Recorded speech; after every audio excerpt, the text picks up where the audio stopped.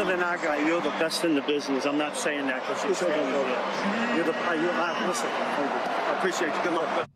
I thought it was a nice moment. It was a nice moment. It also echoes what Coach was saying yesterday. The problem is Steve Spagnuolo said that after week 2, and Coach said it after all of last season, which is where I think there might – I'm sure Steve Spagnuolo would say it now. I don't know that he would. So that's the Really? thing. That's the thing that, first of all, I think there is a chance that is exact – like if he is mic'd up after the AFC Championship game that he said that to Josh Allen. Sure. I certainly think there's a few quarterbacks he has maybe said that to. But at that moment in time, I was trying to think, did I agree with him? And I might have in the very first moments of last season when we were coming off, okay, the year before, Joe got hurt. You know, Joe got his elbow hurt and missed the last half of the year. We saw Lamar and Josh both in their building come up short against the Chiefs. And you're like, what I have said, maybe Burrow is the second best quarterback in football, because I know going into 2 years ago, that's what I thought. But then after last year, not because Burrow wasn't excellent, because he obviously had these unbelievable numbers, but more because of how impressive I thought what Josh Allen did was for a team that a lot of people, not me, but a lot of people thought was simply not talented enough to compete at a championship level. For him to win league MVP with those weapons around him, to do what he did, get his team in his second career conference championship game, do all of that, to me, that elevated him ahead of Joe. And so I've always been a Joe Burrow guy. Don't like the Bengals ownership and don't like some of their chitter-chatter players and fans. Really like Burrow. I just think Josh Allen at this point is a better player than him. This is so perfect and great. This is literally the mountain after that game that we just saw Spags talking to Burrow with. He has Burrow below C.J. Stroud and Josh Allen. So, no, he did not think that Joe Burrow was the second best quarterback at that time. He did not. He had him under C.J. Stroud. So it's kind of funny that he thinks, well, after the season played out, I think Spags would have him actually lower. And that it wasn't until the way how this season played out. Oh, you mean the season where he actually played better than Patrick Mahomes ever has? I just find it so funny that I got a lot, because I've been talking about Joe Burrow a lot recently. A lot of Chiefs fans gave pushback, and now here your own defensive coordinator is like, bro, you're brilliant, you're amazing. Obviously, he's not going to say that he's better than Mahomes. He wouldn't say that. But maybe I will. I do think Patrick Mahomes is a better quarterback than Joe Burrow. But what Joe Burrow did in 2024 is so ridiculous. And I made a whole video comparing it to 2022 because that's what someone in the comment section said. And I disown, I destroyed that argument. I made a 40-minute video and I said, actually, in 2018, Joe Burrow was better. And I made a very quick, like at the end of a clip, talked about it very briefly, but it's even deeper than that. And deeper than that is actually the perfect word. Let's look at depth, shall we? Because people want to use just the 50 touchdowns and the 5,000 yards as his cutoff point. Like apparently like Joe Burrow didn't throw for a ton of touchdowns and a ton of yards as well, right? Like it's just crazy. But Patrick Mahomes had 785 passing yards, 92.6 completion percentage, and 8 touchdowns, and a 121.66 passer rating from passes that were behind the line of scrimmage. He had 785 yards and 8 touchdowns on passes behind the line of scrimmage. Do you know how much of a luxury that is? Do you know that that is set up by Andy Reid? Do you not understand that Patrick Mahomes is unbelievably amazing? Unbelievably amazing. To think that having Andy Reid and this style offense that he doesn't get like a 10% boost, and that's a low number that he doesn't get at least a minimum, a 10% jump here, because of Andy Reid is mind-blowing. What did Joel Burrow do in passes behind the line of scrimmage in 2024? Let's find it. He's not first, he's not second, he's not third, he's not 4. Oh, who's fourth? Patrick Mahomes again. Oh no. 645 yards and 2 touchdowns. Oh my goodness. Come on. Where is Joe Burrow? Oh, that's right. At the bottom at 14th, he only had 428 yards. Patrick Mahomes nearly doubled that in 2018. And Joe Burrow only had the luxury of getting 3 touchdowns. and his passer rating was 95.5. So if he got the luxury of being able to throw the ball behind the line of scrimmage and having people like, at the time, like Kareem Hunt, obviously Tyreek Hill, Travis Kelce, however they exactly were thrown to if Joe Burrow had that luxury. If Joe Burrow had these nice, beautiful scheme throws, is it so hard to imagine that he would have reached 50 touchdowns? Is it so hard to imagine that he would have thrown for well over 5,000 yards? I mean, he already threw for 4,117 yards. Do you think if he had a little bit better of a scheme to more yards after catch? We know what's his face had 2,608 yards after catch. Compared that to Joe Burrow, who had 2,192. You guys still gonna tell me it's all because of Patrick Mahomes? Even when I'm even showing you these behind the line of scrimmage passes. I mean, here are screen passes. Joe Burrow was 18th in the NFL in 2024 with only 256 yards. So those are like as easy get as it can get for a quarterback. These are these easy schemed throws that are set up by the coach, by the offense.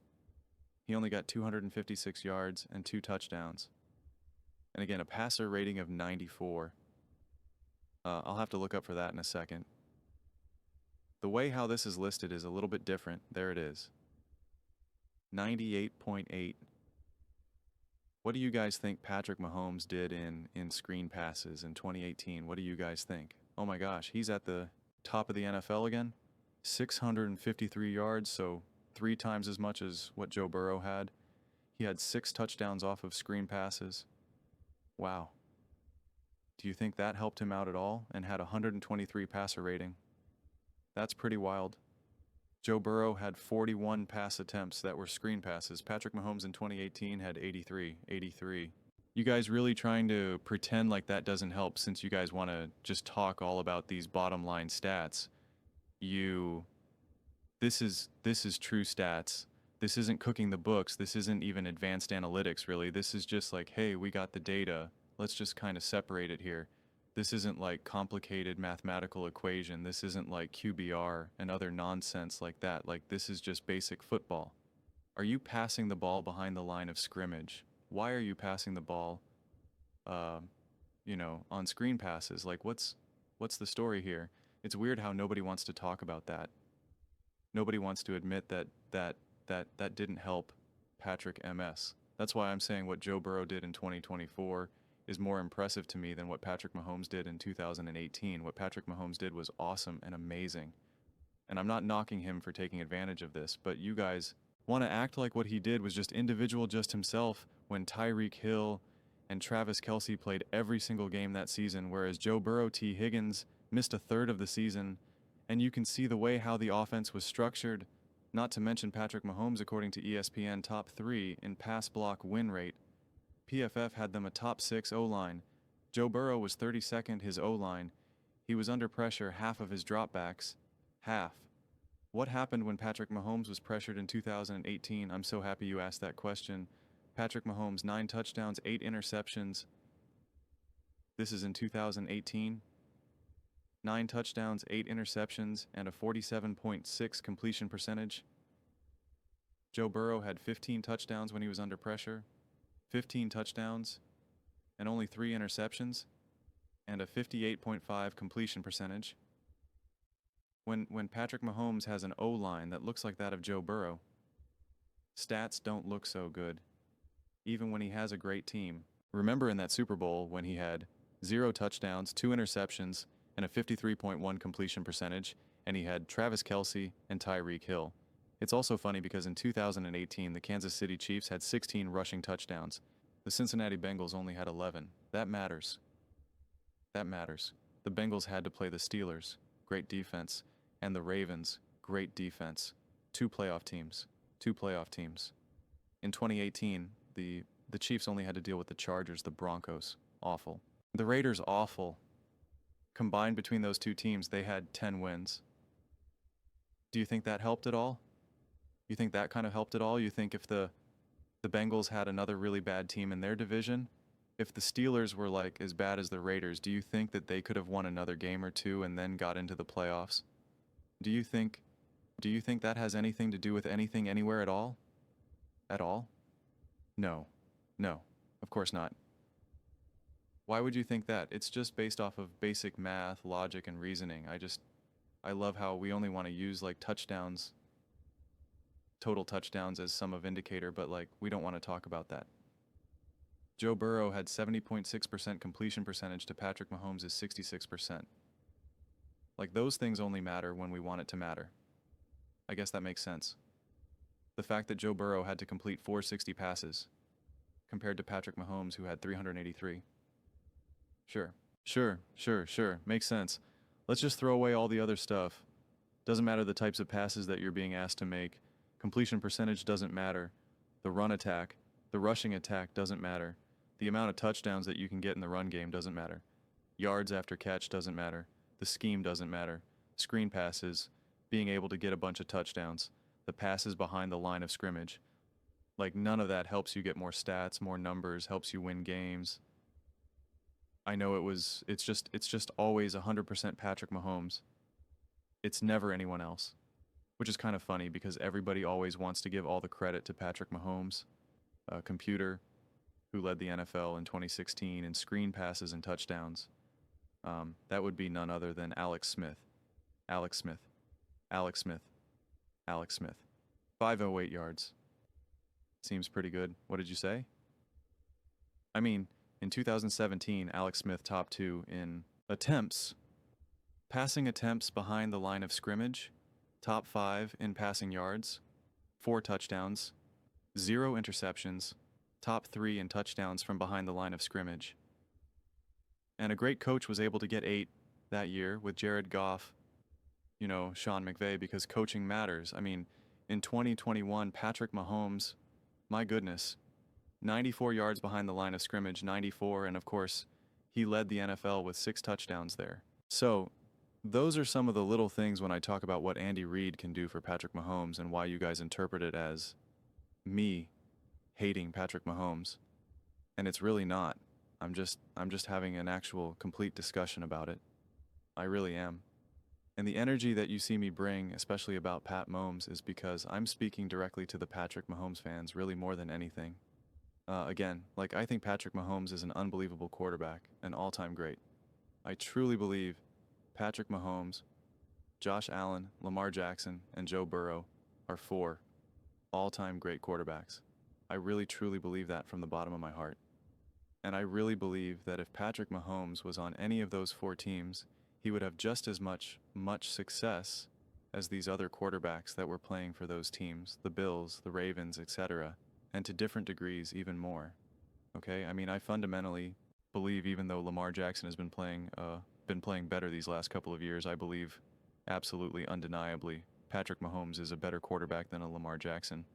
But to deny the situation that Patrick Mahomes has been in and the impact and the emphasis that an Andy Reid and that offense as a whole, to pretend like it hasn't done anything to heighten Patrick Mahomes' success or his bottom line statistics, it's just insane. I mean, even if we just boil it down to like the touchdowns and the yards that you got from passes behind the line of scrimmage or screen passes, like that's as close as you can get to just being like, that's on the coach, that's on the play call, that's on practice and execution. Like we really can take that away a lot of times from the quarterback. And if you want to say it's because of the threat of going deep and this and that, and it's like, can we stop pretending like other quarterbacks don't, like, you don't think teams have to worry about that with Joe Burrow and Jamar Chase. Like, it's just like, it's of course, like, what about Tom Brady? Tom Brady, I went through it too. I went through some of Tom Brady's biggest years. They didn't have that. And unfortunately, it did only goes so far back. So you have to use more like Bucks, Tampa Bay Buccaneer stuff more than anything. So, gosh, it's okay to believe that Patrick Mahomes is an all-time great. It's okay to even believe that he's the best quarterback in the NFL, but to keep trying to downplay that he's had support and help, and to keep trying to act like someone like Joe Burrow, that we can just dunk on him for not making the playoffs or whatnot, or that it's insane that he's considered a top quarterback in the NFL, which is what Nick is arguing. Nick was arguing, essentially. we can no longer just universally say that Joe Burrow is top 4 in the NFL and top 5. That's what he said the other day. That's what he said in saying, like, it's ridiculous that anyone could even remotely think that. That's why I made that whole long video, that 40-minute video, because he was like, it's ridiculous that anyone even remotely thinks that Joe Burrow is better than Patrick Mahomes. That there's no discussion for it. And it's like, of course there is. And you want to keep using team accolades, and it's like, are we serious? We're going to pretend like the Chiefs are in a significantly better run team than the Bengals. And then if you want to use stats, it's like, well, then let's use stats. Why do you then only want to use the stats that conveniently fit your argument? Let's go through all of them. Let's go through all of them. We talk about how important it is for a quarterback to be able to deal with pressure. So let's look at the stats under pressure. Joe Burrow wins. It's like, let's look at again all the things that I had already just gone over, but you only want to use like touchdown passes and total passing yards, and like that's it. Like nothing else. It's like, I guess I don't want to talk about O-line. We don't want to, he has had Jamar Chase and T. Higgins. You know, T. Higgins who missed a third of the season. Like it's just ridiculous. That's why you get the energy that you see right here in these types of videos. It's not an effort to bring down Patrick Mahomes in the slightest bit to have the accurate conversation. When I was going through all those things, those line of scrimmage things and all of that, it's like, do you see other quarterbacks benefiting from that as much as Patrick Mahomes does? Because even in Patrick Mahomes' down years, he's still top 4 with bad O-lines. He's still getting a lot of these yards behind the line of scrimmage. I mean, Joe Burrow again down at 428. Where on earth is Josh Allen? I mean, in 2023, Patrick Mahomes again number 1 in the NFL, 797 yards, 140 attempts behind the line of scrimmage. Josh Allen had 79 attempts behind the line of scrimmage, only 434 yards and 2 touchdowns. If you guys can't see the advantage there, I don't know what to tell you. And then again, you want to talk about receivers dropping the ball. This is where people just like to make stuff up because they want to say Patrick Mahomes dealt with the most drops in the history of the universe. And it's like, really, because he had 29 drops. So did Dak Prescott, so did Matthew Stafford, so did Jared Goff. Josh Allen had 28 drops. I don't remember anyone crying about that. And you say, well, he went further in the playoffs. He did. He did. Josh Allen's wide receivers, or you pass catchers, whatever, whoever ended up being trying to catch the ball compared to Patrick.